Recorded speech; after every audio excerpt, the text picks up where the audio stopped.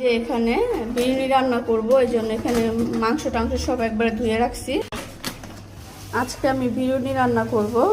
আমার শ্বশুর যেহেতু মৃত্যুবার্ষিকী, গরিবদের চলো সুন্দরভাবে ধুয়ে ঝোলাতে রাখবো। তারপরে চিকেনটা রান্না, মাংসটা রান্না বসাই দিই। এই যে এখানে আমার মশলাটা কষানো হয়ে গেছে, সুন্দরভাবে মশলাটা কষাই নিচ্ছি। এখন আমি মুরগির মাংসগুলো সব দিয়ে দিব।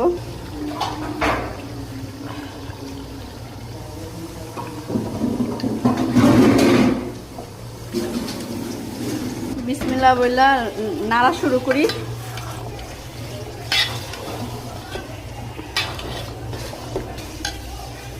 খালি এদিক ওদিক নড়ে। আরে এক হাত দা কাজ কইরা ভিডিও করাতে কত কষ্ট।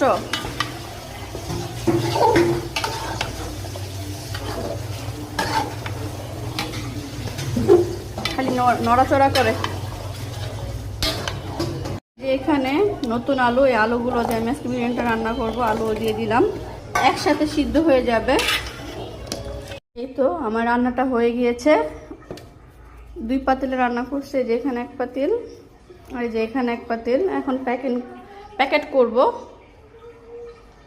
এই যে ইকরার বাবা সুন্দরভাবে প্যাকেটিং করে নিচ্ছে। ইকরা মনে ওর সাথে হেল্প করতেছে না? ইকরা মনে ইকরা মনে 2টা শসা দিল, বুঝছেন?